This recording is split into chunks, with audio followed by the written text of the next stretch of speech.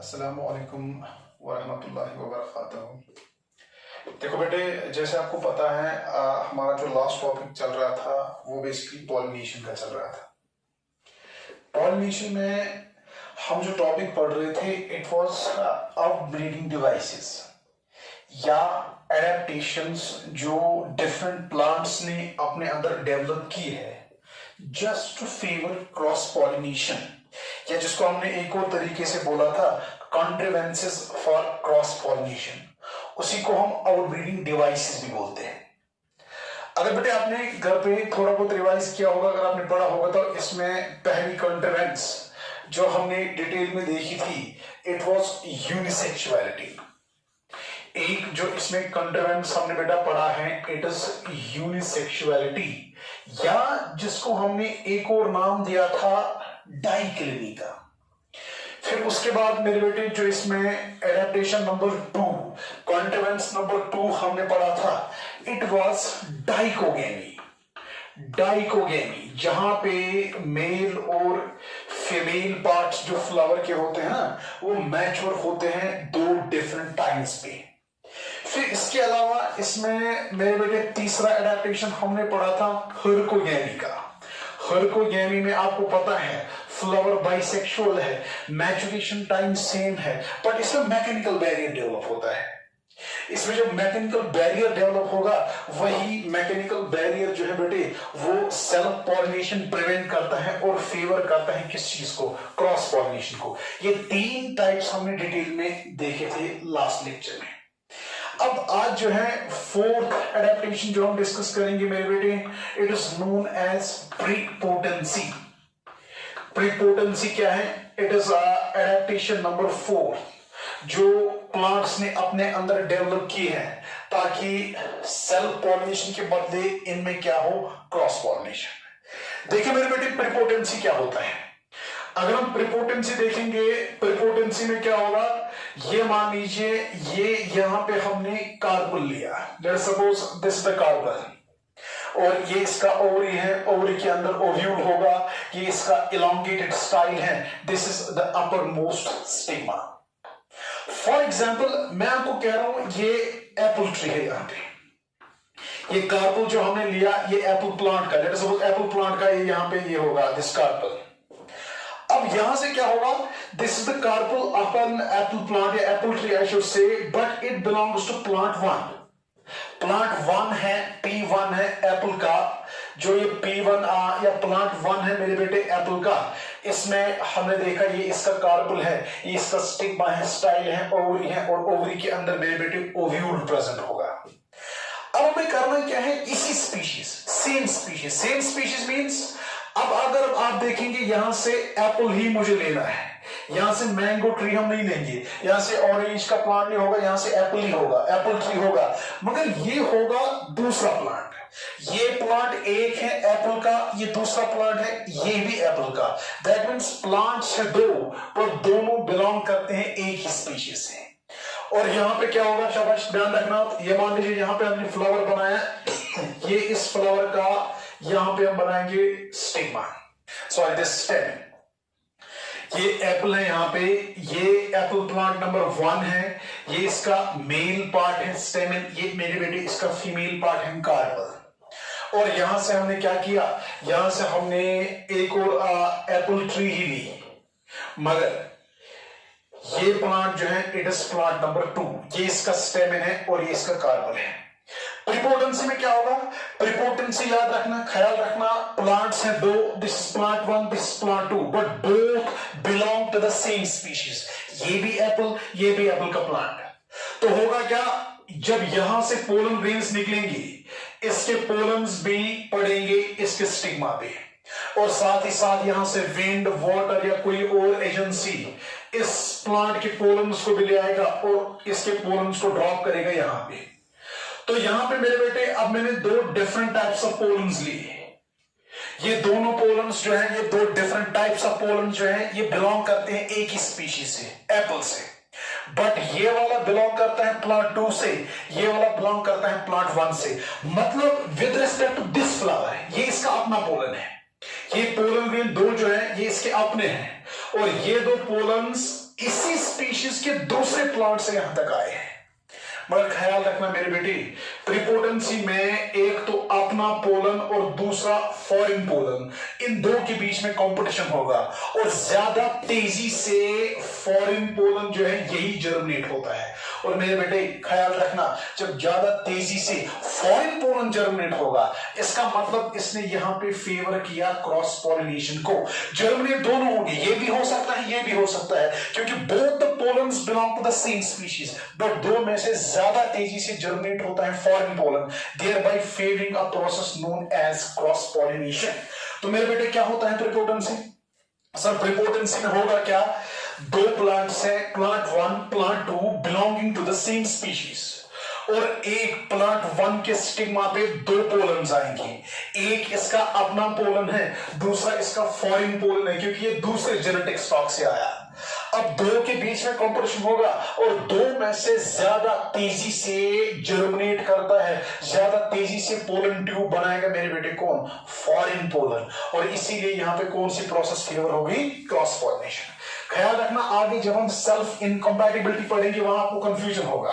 फिलहाल आप प्रीपोटेंसी में याद रखना, दो पोलन्स के बीच में कंपटीशन है, एक इसका अपना पोलन है, दूसरा इसका फॉरेन पोलन है। अगर अपना पोलन जर्मिनेट होगा तो सेल्फ पॉलिनेशन है, अगर फॉरेन पोलन जर्मिनेट होगा तो क्रॉस पॉलिनेशन है। मगर प्लांट क्या करता है, स्टिग्मा क्या करता है, ये फॉरेन पोलन को ज्यादा तेजी से जर्मिनेट कराता है, ताकि यहां सेल्फ पॉलिनेशन के बदले क्या हो मेरे बेटे? Cross pollination. तो हम लिखेंगे इट्स अ कंडीशन, इसको हम ऐसे नोट करेंगे, आप मेरे साथ इसको नोट करिएगा। इट इज अ कंडीशन, ये प्रीपोटेंसी क्या होती है, इसमें ये हम लिखेंगे it's a condition where pollen grains,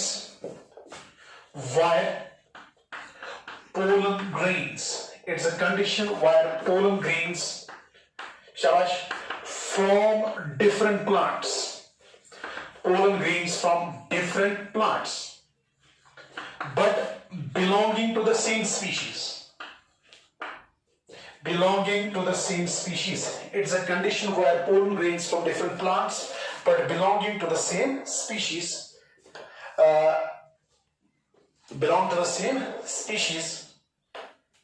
it's a condition where pollen grains from different plants but belonging to the same species germinate, शाबाश, germinate more rapidly, किससे तेजी से वो जर्मिनेट करते हैं? more rapidly than its own pollen grains, germinates rapidly than its own pollen grains। किस लिए? so as to favor cross pollination,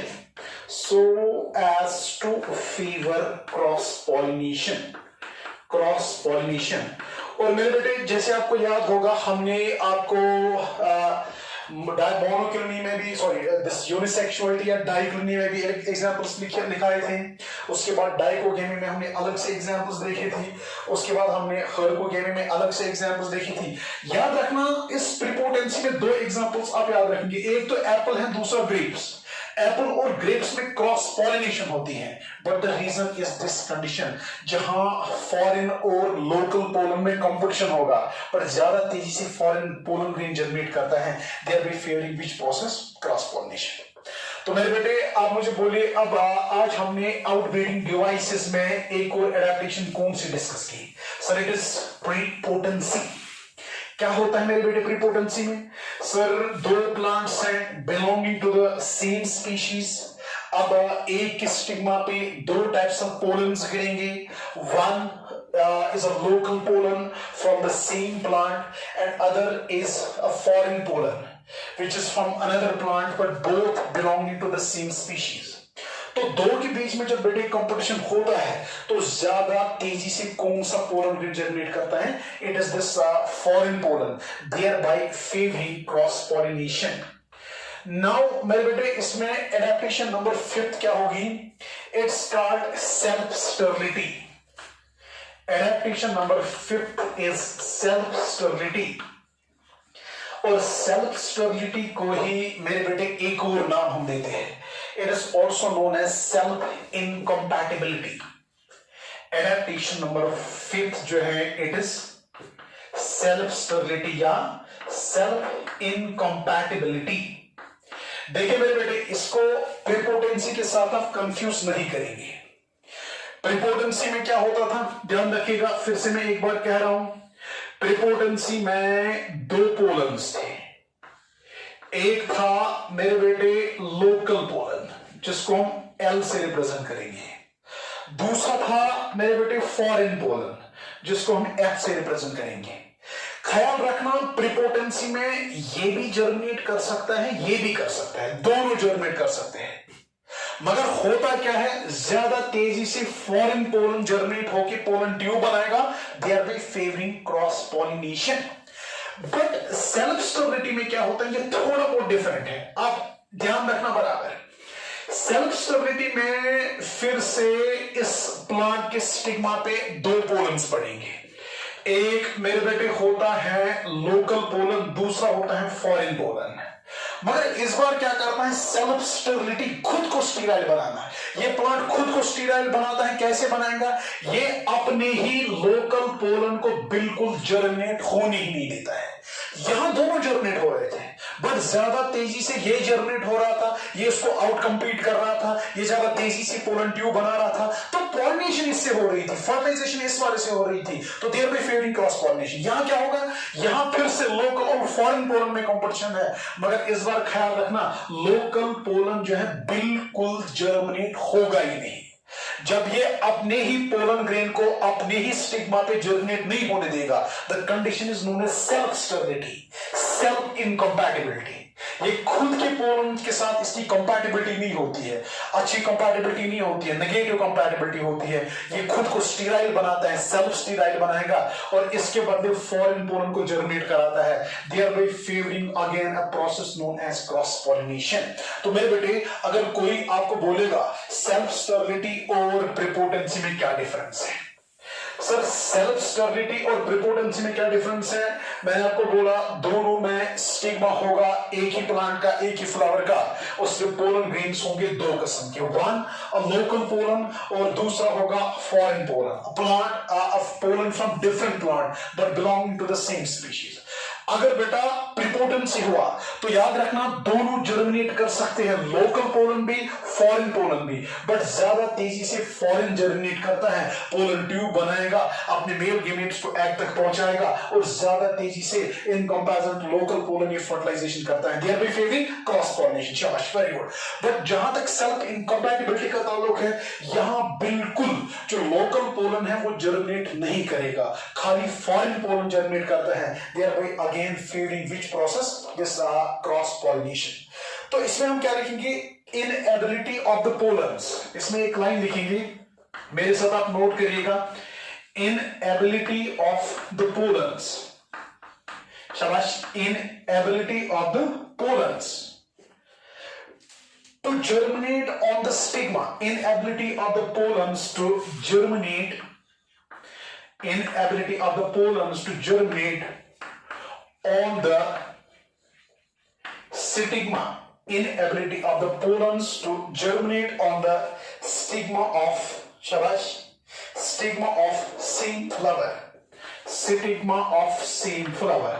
अपने ही फ्लावर में जो पोलन है वो अपनी ही फ्लावर के स्टिग्मा पे जर्मिनेट नहीं करता। और याद रखना मेरे बेटे, इसकी एग्जांपल जो है वो आप एक दो लिख सकते हो। वन एग्जांपल जो है it is orchids, orchids show cross pollination but the reason is self sterility, reason is self incompatibility. इसमें एक और एग्जांपल है टी, इसमें एक और एग्जांपल है टोबैको। ये सारे एग्जांपल्स आप याद रखना, they show cross pollination but the reason is self sterility या सेल्फ इनकम्पैटिबिलिटी। इसके अलावा एक और एडेप्टेशन है, ये वाला तो आपने नोट किया होगा, inability of the pollens to germinate on the stigma of same flower. Example है orchids, tea and tobacco. There is an adaptation number 6 बेटे, लास्ट एडेप्टेशन जो प्लांट्स अपने अंदर डेवलप करके क्रॉस पॉलिनेशन को फेवर कराते हैं, that's known as heterostyly. Adaptation number 6 is heterostyly. ख्याल रखना मेरे बेटे, heterostyly is basically the adaptation number 6 जो कुछ फ्लावर्स ने अपने अंदर डेवलप की हैं ताकि उनमें फेवर हो कौन सा process, cross pollination instead of self pollination. मैं आपको मेरे बेटे ऐसे समझाऊंगा, heterostyly, hetero means different, styly means style. Carpel का जो इलोंगेटेड पार्ट स्टाइल होता है वो डिफरेंट लेंथ्स के होंगे। मतलब अगर आप ऐसे फ्लावर्स को देखोगे जो कार्पल और फिलामेंट है, जो कार्पल का स्टाइल है और यहां से स्टेम का फिलामेंट है, उनके लेंथ्स में डिफरेंस होती है। मैं आपको ऐसे समझाऊंगा, हमारे पास एक फ्लावर है, उस फ्लावर का हम ऐसे कार्पल बनाएंगे। इस कार्पल में अगर आप मेरे बेटे देखेंगे स्टाइल लेंथ जो है ये बहुत ज्यादा है, style is very long. But अगर आप इसी फ्लावर का स्टेम देखेंगे, इसके स्टेम में फिलामेंट लेंथ कम है, तो फ्लावर एक ऐसा बना जिसमें स्टाइल लेंथ जो है ये डिफरेंट है in comparison to filament length. या अगर इसी स्पीशीज का एक और फ्लावर आप लेंगे बेटे, उस फ्लावर में उल्टा होगा, उसका अगर आप स्टेमिन देखेंगे, स्टेमिन में फिलामेंट लेंथ बहुत ज्यादा होगा, पर अगर आप इसका कार्पल देखेंगे, कार्पल में मेरे बेटे स्टाइल लेंथ बहुत कम होगी। तो मतलब फ्लावर एक ही है, बिलोंग करता है एक ही स्पीशीज से, मगर इस फ्लावर में आप देखोगे स्टाइल्स जो है डिफरेंट लेंथ्स के होते हैं, फिलामेंट्स जो है डिफरेंट लेंथ्स के होते हैं। स्पीशीज है एक, ये भी है स्पीशीज ए, ये भी है species A, but this is a plant A1, this is a plant A2, both belong to species A. But अगर आप इन दोनों के फ्लावर्स को देखोगे, इसमें स्टाइल लेंथ एक है, इसमें स्टाइल लेंथ एक है, इसमें फिलामेंट लेंथ एक है, इसमें फिलामेंट लेंथ जो है वो दूसरा है। तो इसीलिए जब फिलामेंट्स और स्टाइल लेंथ्स किसी स्पीशीज के फ्लावर्स में डिफरेंट होगी, वो यूज द टर्म हेटेरोस्टाइली। आप हेटेरोस्टाइली के बदले बोल सकते हो हेटेरोफिलामेंट भी। हेटेरोफिलामेंट means different lengths of filaments. अब heterostyle means different length of styles present in a single species. उसी species के different flowers में ये process है। अब इससे होगा क्या? अब मुझे बोलिए, चलिए स्पीशीज एक है, प्लांट्स डिफरेंट है, अब इनके फ्लावर्स में स्टाइल लेंथ डिफरेंट है, फिलामेंट लेंथ भी डिफरेंट। अब मुझे बोलो इससे क्रॉस पॉलिनेशन कैसे फेवर होगा? ऐसे होता है, अगर आप इसको देखोगे, इसके जो पोलन्स रिलीज होते हैं वो पोलन्स यहां तक नहीं पहुंच सकते हैं। ये पोलन्स जो है यहां तक नहीं पहुंचेंगे, बल्कि इसके बदले ये बोलता है चलो अगर इसके पोलन्स यहां तक नहीं आएंगे, इसी स्पीशीज में, इसी स्पीशीज के दूसरे प्लांट में बराबर जो कोई फ्लावर ऐसा होगा जिसका फिलामेंट लेंथ सेम है, तो ये क्या करना है, ये कहता है चलो ये वाला स्टेमिन जो है मेरी लेंथ का है, चलो मैं इसी के पोलन ग्रेन्स को एक्सेप्ट करके क्रॉस पॉलिनेशन करूंगा। तो मतलब जब स्टेमिन्स के फिलामेंट्स की लेंथ डिफरेंट होगी, जब कार्पेल्स के स्टाइल्स की लेंथ डिफरेंट होगी, the condition is known as heterostyly and it always favours cross pollination. कैसे फेवर करता है? क्योंकि मैंने आपको दिखाया यहाँ पे इसके पोलन्स यहां तक नहीं पहुंच सकते, तो ये पोलन्स एक्सेप्ट करता है उसी स्टेमिन से जो बराबर इसी के लेवल का होगा, और ये कहते हैं भाई मैं तो लेंथ में शॉर्ट हूं, चलो मैं भी ऐसा करता हूं, मैं अपने पोलन्स को उसी स्टिग्मा तक पहुंचाऊंगा जो मेरी लेंथ का होगा, जो मेरी लेवल का होगा। तो याद रखना, transfer of pollens from anther to stigma always occurs between what, those stamens, those carpels which are placed at same level. इसलिए इसके पोलन्स इसको नहीं, बल्कि इसको, इस प्लांट के पोलन्स जर्मिनेट करेंगे, they are by favouring a process known as cross pollination. तो मेरे बेटे ख्याल रखना, हेटेरोस्टाइली में होता क्या है, स्पीशीज है एक, प्लांट्स हैं डिफरेंट, मगर उन डिफरेंट प्लांट्स के फ्लावर्स में मेरे बेटे डिफरेंट लेंथ होगी फिलामेंट्स की, डिफरेंट लेंथ होगी स्टाइल्स की, इसीलिए तो नाम हमने दिया हेटेरोस्टाइली। फिर उसके बाद हमने क्या कहा, हमने कहा जो पोलन्स हैं वो ट्रांसफर होंगे स्टिग्मा तक, but between those two anthers and style, anthers and stigma which are placed at the same level, thereby favoring a process known as cross pollination. इसमें लिखेंगे एक पॉइंट ऑफ occurrence of, शाबाश, इसमें एक line लिखेंगे occurrence of flowers, occurrence of flowers of different, occurrence of flowers of different filament and spiral length, filament and stipular length, occurrence of flowers of different filament and spiral length in a species, species एक ही है, plants different हो सकते हैं, in a species but species एक ही होगी, is heterostyle। in a species is heterostyle. अब मेरे बेटे याद रखना हेटेरोस्टाइली में क्या होगा, जो एंथर्स और स्टिग्मा जो प्लेस हुए होंगे एक ही लेवल पे, उन्हीं के बीच में पोलन ग्रेन्स का ट्रांसफर होता है। तो ये वाली लाइन में लिखेंगे इन हेटेरोस्टाइली, इंपॉर्टेंट लाइन है, इन हेटेरोस्टाइली, इन हेटेरोस्टाइली मेरे बेटे क्या लिखेंगे आप, anthers and stigmas, anthers and stigmas in heterostyle मेरे बेटे anthers and stigmas are placed at different levels, are placed at different levels, are placed at different levels, अलग एक ही लेवल पे नहीं होंगे, दो डिफरेंट लेवल्स पे होंगे, so that pollens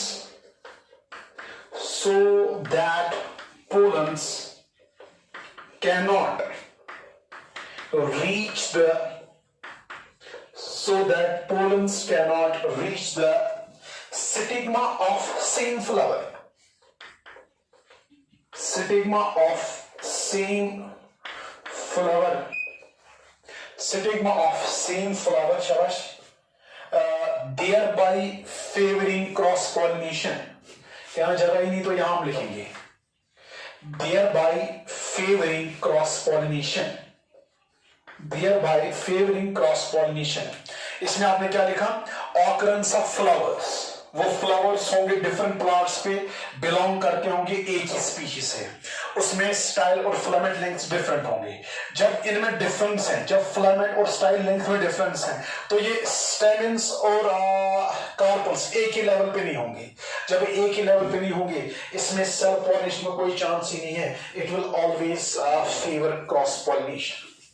और मेरे बेटे अगर हम इसको डिटेल में देखेंगे, जैसे और डिटेल में जाने की जरूरत नहीं है, ये अब दो किस्म के होते हैं। This heterostyle is basically of two different types. One is dimorphic heterostyle, one is trimorphic heterostyle. मतलब dimorphic में क्या होगा, डाइमॉर्फिक मीन्स ये वो हेटेरोस्टाइली है जहां स्टाइल लेंथ या फिलामेंट लेंथ के बेस पे खाली दो टाइप्स ऑफ फ्लावर्स होंगे एक ही स्पीशीज में।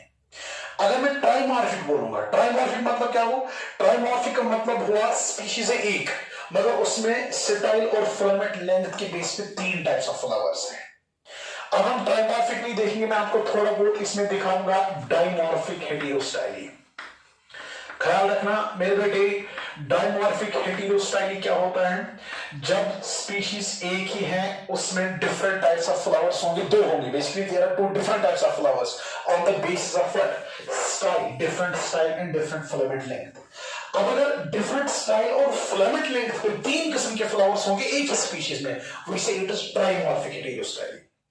डाइमॉर्फिक हेटेरोस्टाइली या इसको हम कभी-कभी बोलते हैं डाइमॉर्फिक हेटेरोस्टाइली जो है, it is sometimes also known as diheterostyly. इसमें दो किस्म के आपको फ्लावर्स मिलेंगे।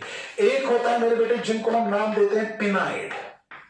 There is one category of flowers known as pin eyed, there is one more category of these flowers known as thromboid। इसमें दो किस्म के फ्लावर्स होंगे, पिनाइड होंगे और थ्रोम्बाइड होंगे।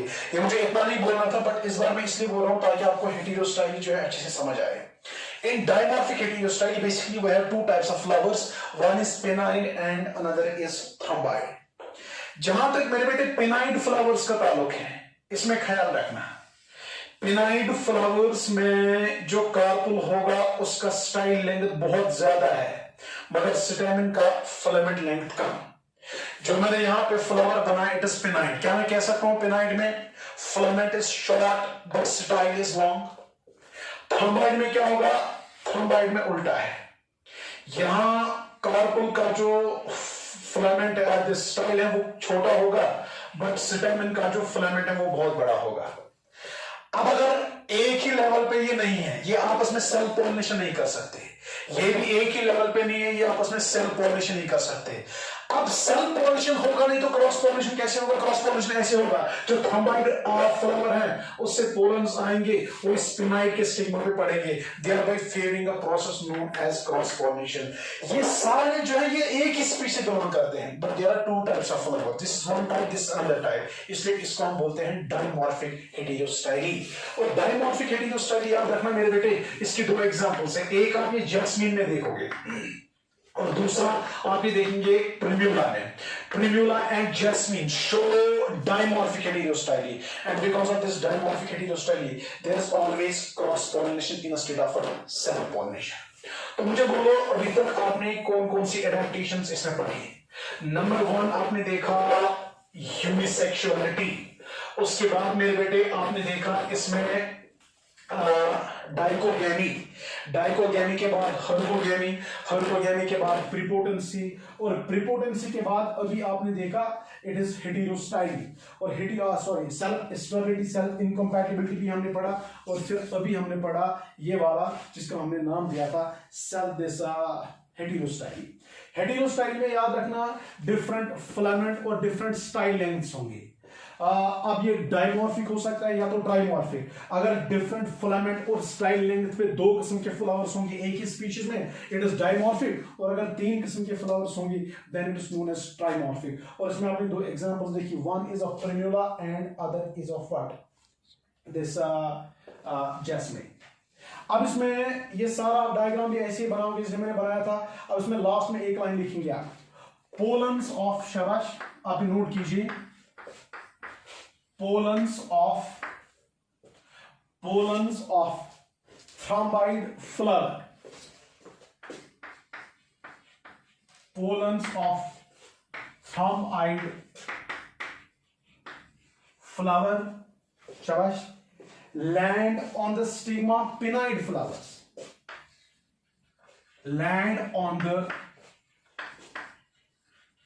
stigma of pinnide flowers, pinnide flowers, thereby favoring cross pollination.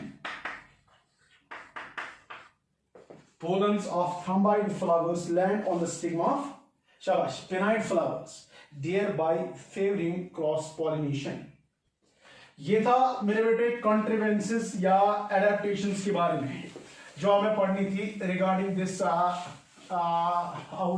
Outbreeding बोलेंगे या हम बोल सकते हैं क्रॉस पॉलिनेशन।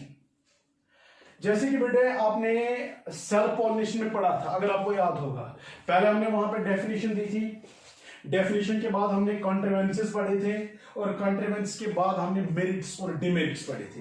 यहां बराबर हम वही सीक्वेंस फॉलो करेंगे, पहले डेफिनेशन बोला, डेफिनेशन के बाद हमने एडेप्टेशन इसमें 5-6 पढ़ी। याद रखना एडेप्टेशन नंबर 1 जो है इट वाज यूनिसेक्सुअलिटी, उसके बाद डाइकोगेमी, उसके बाद हर्कोगेमी, उसके बाद प्रीपोटेंसी, उसके बाद सेल्फ स्टेबिलिटी या सेल्फ इनकम्पैटिबिलिटी, और उसके बाद अभी हमने कंप्लीट किया हेटेरोस्टाइली।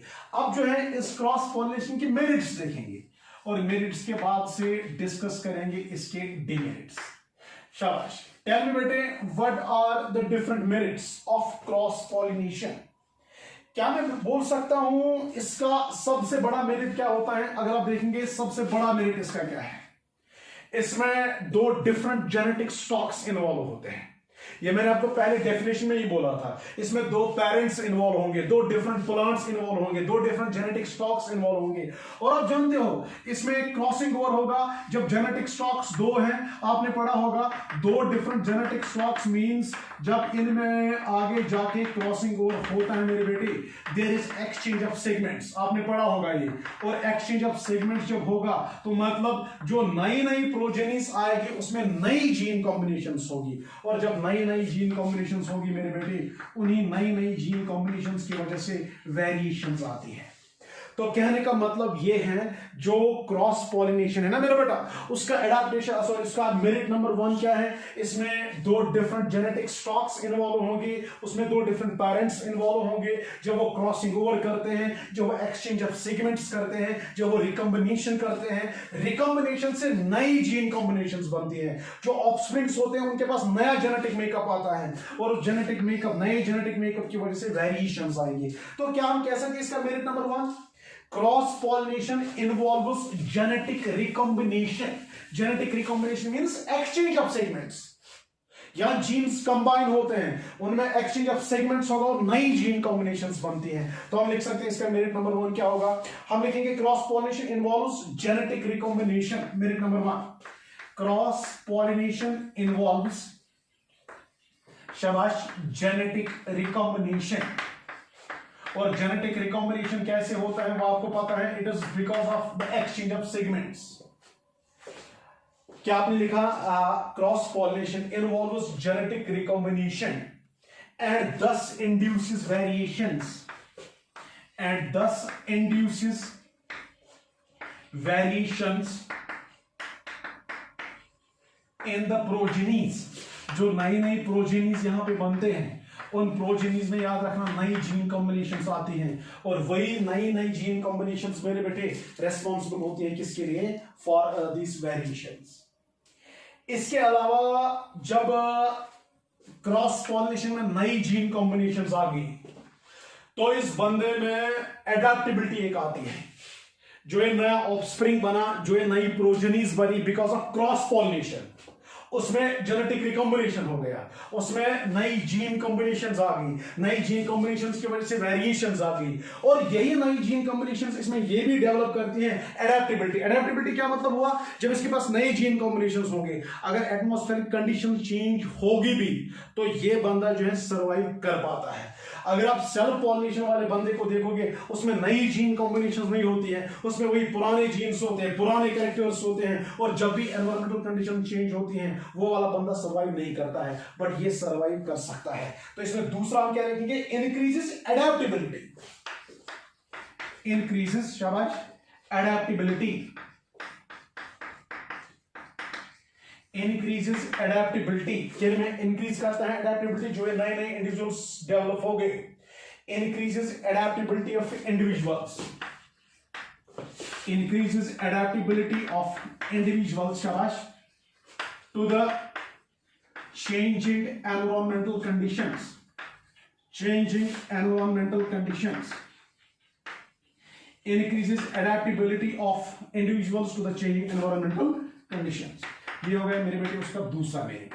पहला आपने कहा जेनेटिक रिकॉम्बिनेशन से इसमें नई जीन कॉम्बिनेशंस बनेगी, नई जीन कॉम्बिनेशन से वेरिएशंस डेवलप होगी। फिर आपने कहा जब इसमें नए नए जीन्स आएंगे, नए नए कैरेक्टर्स डेवलप होंगे, तो अगर एनवायरमेंटल कंडीशन चेंज भी होगी तो ये सर्वाइव करता है, ये अडेप्ट कर पाता है to those changing conditions because of the different gene combinations. इसके अलावा याद रखना इसका सबसे बड़ा मेरिट जो है, it favours evolution, it favours evolution. और एवोल्यूशन के लिए आपको पता है वेरिएशंस का होना जरूरी है। वेरिएशन सेल्फ पॉलिनेशन में नहीं आती है, वो आती है क्रॉस पॉलिनेशन में। इसमें हम लिख सकते हैं cross pollination always favours what, evolution. इसके अलावा अगर ये पेरेंट 1 है, ये पेरेंट 2 है, ये एक जेनेटिक स्टॉक है, ये दूसरा जेनेटिक स्टॉक है, इनकी क्रॉस पॉलिनेशन से मेरे बेटे जो ये नया पेरेंट बना, नया ऑफस्प्रिंग बना P3, दिस वॉज पेरेंट 1, इसका एक genetic stock, this is parent 2, इसका दूसरा जेनेटिक स्टॉक। जब हमने क्रॉस पॉलिनेशन किया, जो नया ऑफस्प्रिंग बना, जो ये प्रोजेनी में आप P3 देख रहे हो, इसमें क्या होंगे, इसके तमाम अच्छे अच्छे कैरेक्टर्स इसमें होंगे, इसके तमाम अच्छे अच्छे कैरेक्टर्स इसमें होंगे। तो मतलब ये जो नया ऑफस्प्रिंग यहां पे बना, इसके कैरेक्टर इससे भी ज्यादा अच्छे होंगे, इससे भी ज्यादा अच्छे होंगे। इस प्रोसेस को हम नाम देते हैं हाइब्रिड विगर। मतलब हाइब्रिड विगर क्या होता है? जब हाइब्रिड, जो नया ऑफस्प्रिंग इस क्रॉस पॉलिनेशन में बनता है, जब उसके कैरेक्टर्स ज्यादा अच्छे होंगे, where it will be better charactered than either of the parents, the process is known as heterosis या हाइब्रिड विगर। ये भी इसका एक एडवांटेज है, ये भी इसका एक मेरिट है। तो हम कहेंगे बेटे, जब जब क्रॉस पॉलिनेशन होगा, जब जब दो पेरेंट्स के बीच में क्रॉस पॉलिनेशन होगा बेटे, जो ऑफस्प्रिंग बनेगा उसमें बेटर कैरेक्टर्स आते हैं than either of the parents, a process known as hybrid vigor या heteriosis। तो हम लिखेंगे इसमें merit number 4,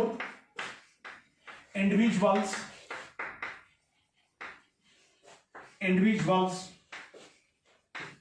produced through cross pollination, individuals produced through cross pollination are better charactered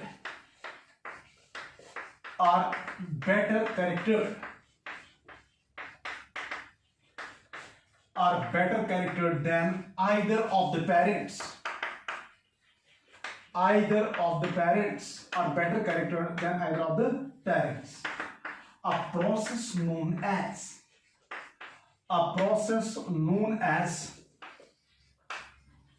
hybrid vigor या heteriosis, a process known as hybrid vigor या heteriosis। For example इसको मैं ऐसे ही समझाएंगे, अगर ये वाला पेरेंट है P1, ये वाला पेरेंट है P2, इसका अच्छा कैरेक्टर है, इसका यील्ड ज्यादा है, हाई यील्डिंग है। ये वाला पेरेंट जो इसका अच्छा कैरेक्टर है, इसमें डिजीज रेजिस्टेंस है। जब ये दोनों क्रॉस पॉलिनेशन करते हैं ना मेरे बेटे, जो ये P3 बनेगा, इसमें दोनों इंपॉर्टेंट कैरेक्टर्स होंगे, ये हाई यील्डिंग भी हुआ, ये डिजीज रेजिस्टेंट भी हुआ। इसका मतलब जब आप P3 को P1 से कंपेयर करोगे, इसमें डिजीज रेजिस्टेंट वाला कैरेक्टर एक्स्ट्रा है।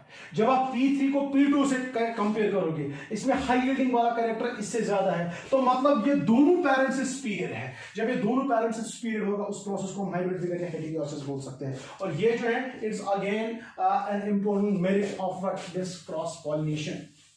इसके अलावा याद रखना मेरे बेटे, जो हम डिफरेंट वैरायटीज बनाते हैं नई disease resistant, high yielding, salt resistant, जो भी डिफरेंट वैरायटीज हैं, ये सारी की सारी वैरायटीज हम बनाते हैं किससे? क्रॉस पॉलिनेशन से। तो हम लिखेंगे एक और मेरिट इसका, it is used for the development of, शाबाश, एक और मेरिट इसका क्या होगा? इसी से हम बनाते हैं डेवलपमेंट ऑफ हाई यील्डिंग,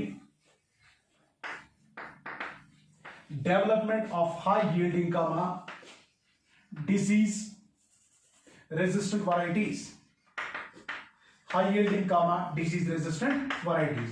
ये हाई यील्डिंग वैरायटीज, ये डिजीज रेजिस्टेंट वैरायटीज, ये साल्ट रेजिस्टेंट वैरायटीज, ये सिट्रस रेजिस्टेंट वैरायटीज, ये नई सुपीरियर वैरायटीज जो हैं, ये सारी की सारी हम बनाते हैं किससे?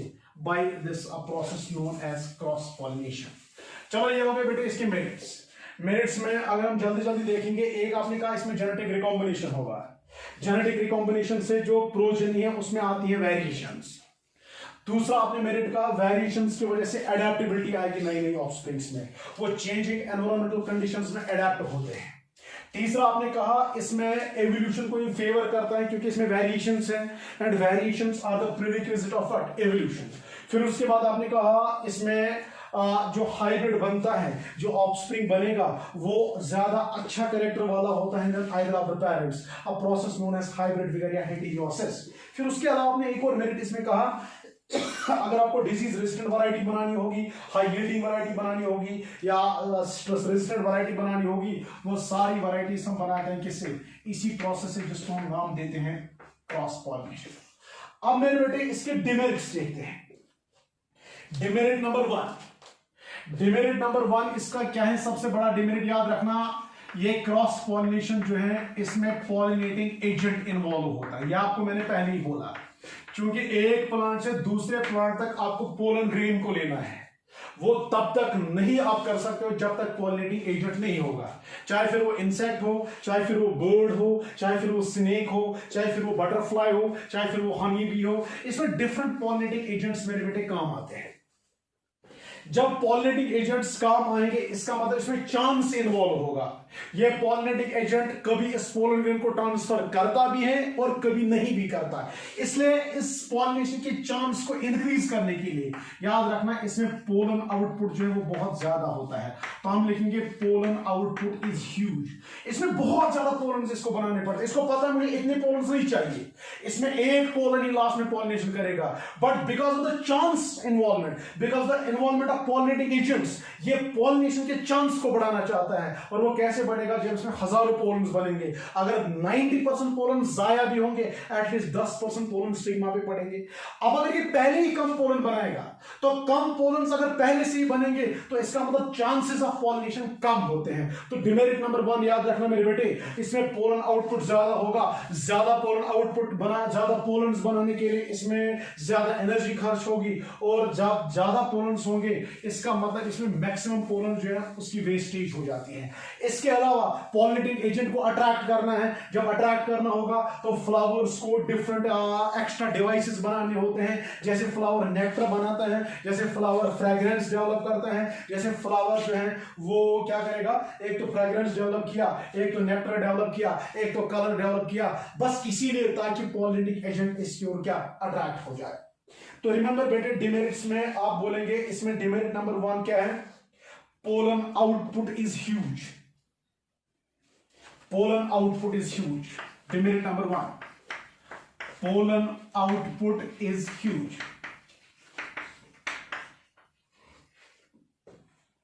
Pollen output is huge and thus involves maximum wastage of pollens, and thus involves maximum wastage of pollens, maximum wastage of pollens, and thus involves maximum wastage of pollens. So not an economic method of pollination, इसका मतलब economic method नहीं है। So not an economic method of pollination. Economic method of pollination ये तब होता है जब इसमें कम पोलन्स बनाने होते हैं, मगर इसमें बहुत ज्यादा पोलन्स बनते हैं। So not an economic method of pollination. Demerit number 2 मुझे बोलिए क्या है? Flowers have to develop extra devices. Flowers have to develop extra devices, मतलब ब्रैकेट में आप लिख सकते हैं कलर, फ्रेग्रेंस, नेक्टर। किस लिए? Just to attract pollinators, just to attract pollinators. Pollinators को अट्रैक्ट करने के लिए मेरे बेटे जो फ्लावर्स होते हैं उनको एक्स्ट्रा डिवाइसेस बनाने पड़ते हैं। और याद रखना, क्योंकि इसमें पॉलिनेटिंग एजेंट्स काम आते हैं, क्योंकि ये पॉलिनेशन पॉलिनेटिंग एजेंट्स के बगैर इम्पॉसिबल है, इसलिए चांसेस ऑफ पॉलिनेशन यहां पे कम है। सेल्फ पॉलिनेशन आप कह रहे थे 100% गारंटी है वहां पॉलिनेशन होगा, बट चूंकि यहां आप डिपेंडेंट है पॉलिनेटिंग एजेंट पे। अब पॉलिनेटिंग एजेंट पोलन ग्रेन को ट्रांसफर करेगा कि नहीं करेगा वो हमें नहीं पता होता है, इसलिए इसमें चांसेस ऑफ पॉलिनेशन क्या है वो थोड़े कम होते हैं। नंबर 1, पोलन आउटपुट ज्यादा है, ज्यादा वेस्टेज होगा, so not an economic method of pollination. Number 2, flowers have to develop extra devices like colour, fragrance, nectar just to attract pollinators. और चूंकि ये पॉलिनेशन जो है ये डिपेंड करता है पॉलिनेटिंग एजेंट्स पे, इसलिए मेरे बेटे याद रखना इसमें चांसेस ऑफ पॉलिनेशन जो है वो कम होते हैं।